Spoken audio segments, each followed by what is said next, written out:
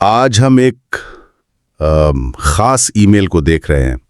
یہ گویٹے انسٹیٹیوٹ کی طرف سے ہے A1 امتحان کے امیدواروں کے لیے. جی. اور یہ کوئی عام ای میل نہیں بلکہ سمجھیں کہ 30 اگست 2025 کے امتحان کے لیے ایک لازمی گائیڈ ہے. بالکل. اس میں وہ ساری ہدایات، وہ تفصیلات ہیں جن پر عمل نہ کیا تو امتحان میں بیٹھنے سے رہ سکتے ہیں. تو ہمارا مقصد ہے کہ ان معلومات کو اچھی طرح سمجھ لیں. جی ہاں. تاکہ امتحان والے دن کوئی، آپ جانتے ہیں، کوئی غیر ضروری پریشانی نہ ہو. آپ نے بالکل صحیح کہا. یہ صرف معلومات نہیں ہیں، یہ تو امتحان کے پورے عمل کا ایک لازمی حصہ ہیں. صحیح. اکثر ہوتا یہ ہے کہ امیدوار تیاری تو کر لیتے ہیں، نصاب وغیرہ، لیکن یہ جو انتظامی چیزیں ہیں نا، ہاں، ان کو ہلکا لے لیتے ہیں. ہاں. ان کو نظر انداز کر دیتے ہیں اور نتیجہ پھر ظاہر ہے مایوس کن ہو سکتا ہے. اس ای میل میں سب کچھ ہے: تاریخ، وقت، جگہ، کیا لانا ہے کیا نہیں لانا، کون سے قواعد ہیں. جی بالکل. تو آئیے ان اہم نکات کو ذرا گہرائی سے دیکھتے ہیں تاکہ کوئی شک باقی نہ رہے. ٹھیک ہے، تو شروع کرتے ہیں بالکل بنیادی باتوں سے. امتحان کا نام A1، تاریخ ہے 30 اگست 2025، یعنی ہفتے کا دن. جی. اور سب سے پہلی، سب سے اہم بات، رپورٹنگ ٹائم دوپہر 1:45 بجے. یہ بس پہنچنے کا وقت نہیں ہے، خیال رکھنا ہے. جی ہاں، یہ بہت اہم ہے. یعنی یہ وہ وقت ہے جب آپ کو وہاں موجود ہونا ہے. ای میل میں بہت سختی سے لکھا ہے اچھا، کہ دیر سے آنے والوں کو اندر جانے کی اجازت نہیں ہوگی. بس امتحان شروع ہونے کے بعد تو سوال ہی پیدا نہیں ہوتا. یہ بین الاقوامی امتحانات کا ایک معیار ہوتا ہے، وقت کی پابندی. سب کے لیے ایک ہی وقت پر کارروائی شروع ہو، اس میں کوئی رعایت نہیں ہوتی.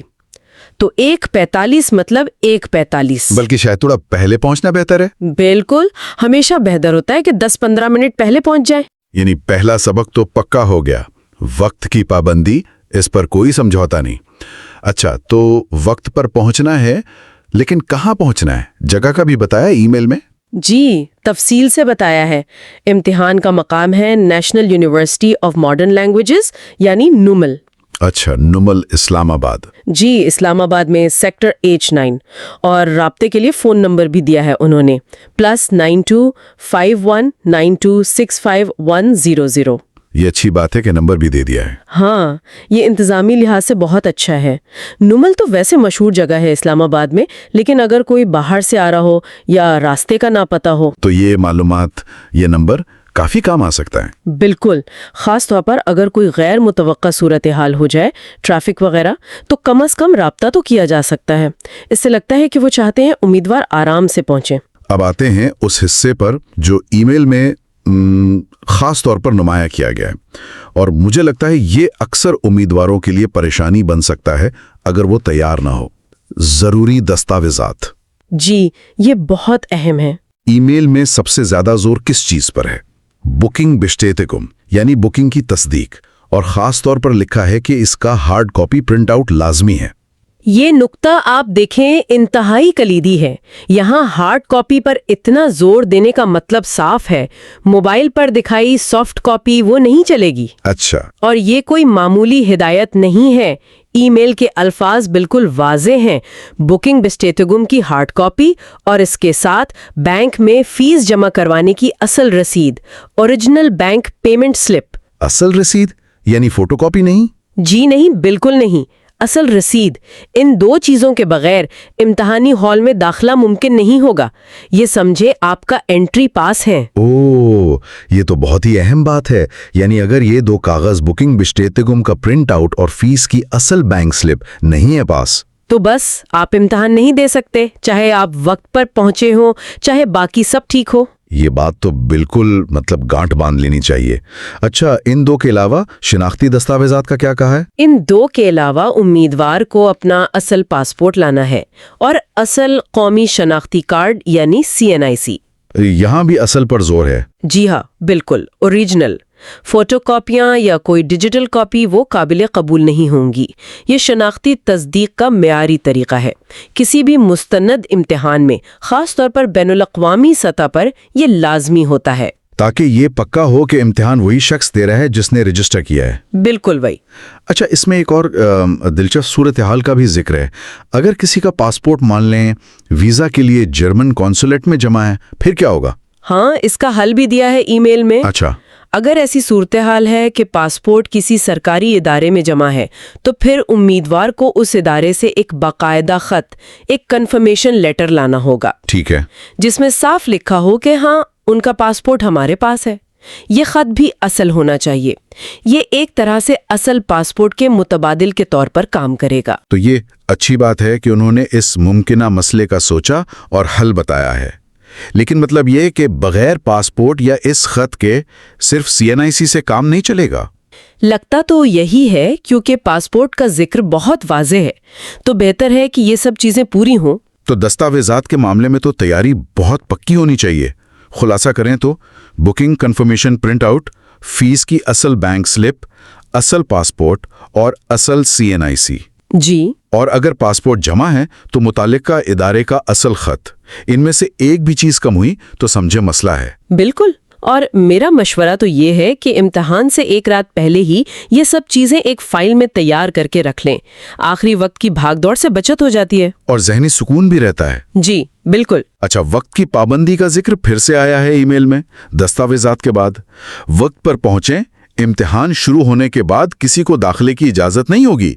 ये बार बार क्यों दोहरा रहे हैं? इम्तिहान शुरू हो गया तो फिर किसी नए उम्मीदवार को अंदर लाने से न सिर्फ उसका अपना फोकस खराब होता है, बल्कि बाकी लोगों के लिए भी खलल पड़ता है। तो ये असूल सब पर लागू होता है, सख्ती से। ठीक है, अब बात करते हैं उन चीज़ों की जो लानी है या नहीं लानी है।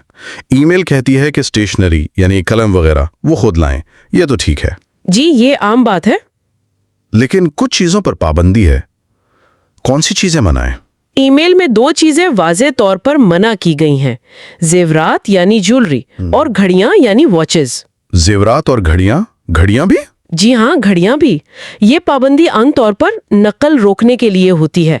आजकल आप देखें टेक्नोलॉजी कहाँ पहुंच गई है, स्मार्ट वॉचेस। हाँ, उनसे तो कुछ भी हो सकता है। जी, और बाज़-औक़ात कुछ जेवरात में भी ऐसे आलात छुपाए जा सकते हैं, तो किसी भी शक से बचने के लिए उन्होंने मुकम्मल पाबंदी लगा दी है। ये अहम है, यानी सादा एनालॉग घड़ी भी नहीं। ईमेल में फर्क बताया है? नहीं, ईमेल में सिर्फ वॉचेस लिखा है, कोई किस्म नहीं बताई। तो सबसे महफूज तरीका यही है कि कोई भी घड़ी न पहने। ठीक है। इम्तिहानी हॉल में उमूमन दीवार पर घड़ी होती है वक्त देखने के लिए। मकसद यही है कि शफाफियत रहे और सबके लिए माहौल एक जैसा हो। और मोबाइल फोन्स, बाकी इलेक्ट्रॉनिक चीजें, उनका क्या करना है?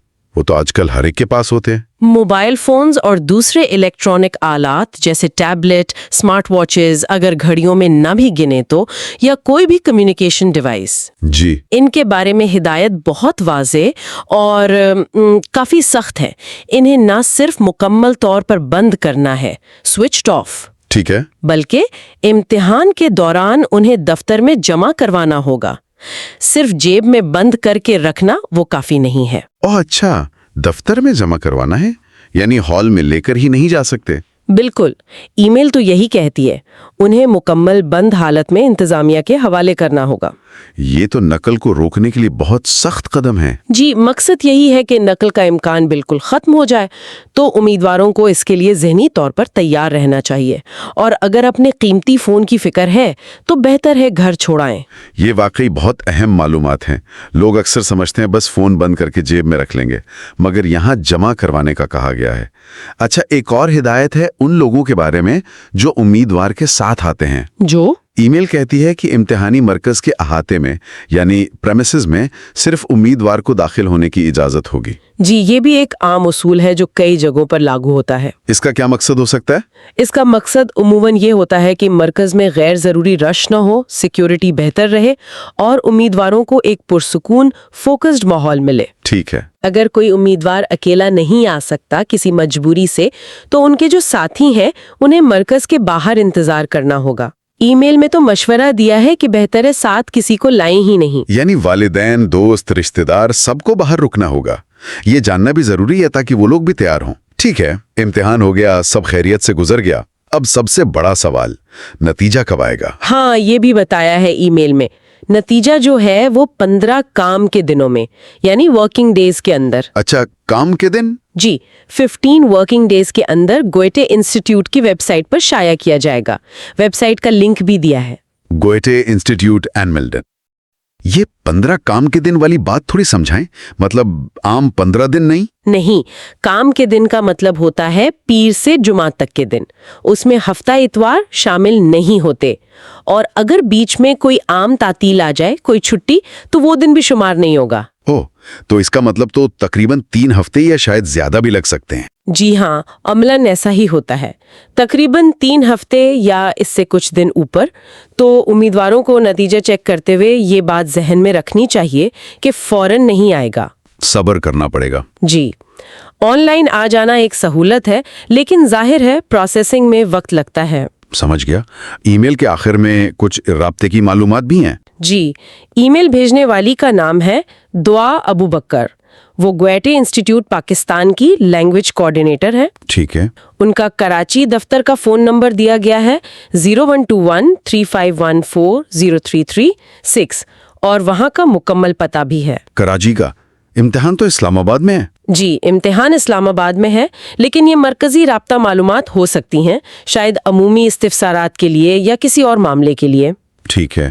اور ای میل کے بالکل آخر میں ایک مختصر سا جواب بھی ہے، محمد ہلال ظاہر کی طرف سے۔ وہ شاید امیدوار ہیں؟ جی، لگتا ہے وہی امیدوار ہیں۔ انہوں نے صرف معلومات کی وصولی کی تصدیق کی ہے، ایک طرح سے رسید دے دی کہ ای میل مل گئی۔ ٹھیک ہے۔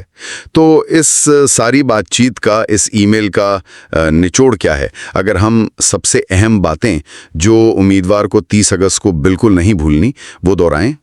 میرے خیال میں سب سے اہم نکات یہ ہیں، خلاصہ کریں تو۔ جی۔ پہلا، وقت، دوپہر 1:45 بجے NUML اسلام آباد پہنچنا لازمی، دیر سے داخلہ نہیں ملے گا۔ ٹھیک، نمبر 1۔ دوسرا، دستاویزات، یہ 4 چیزیں بالکل لازمی: بکنگز بشتیکوں کا پرنٹ آؤٹ، فیس کی اصل بینک سلپ، اصل پاسپورٹ اور اصل CNIC۔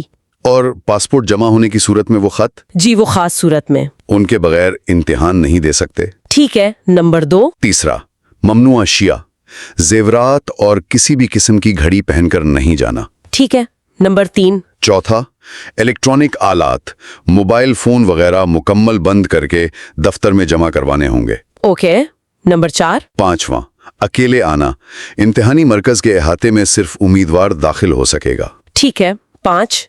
اور چھٹا، اسٹیشنری، اپنا قلم پنسل وغیرہ خود لائیں۔ ٹھیک ہے، یہ 6 نکات۔ جی، یہ 6 نکات اگر ذہن میں ہوں تو انتظامی طور پر کوئی مسئلہ نہیں ہونا چاہیے۔ بالکل۔ تو یہ 6 باتیں یاد رکھیں تو امتحان والے دن کم از کم ان لاجسٹکس کی وجہ سے کوئی پریشانی نہیں ہوگی۔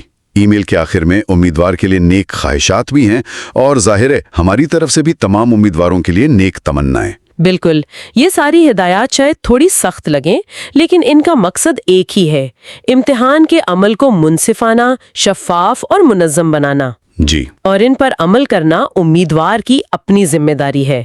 یہ تیاری کا اتنا ہی اہم حصہ ہے جتنا کہ جرمن زبان سیکھنا۔ صحیح کہا۔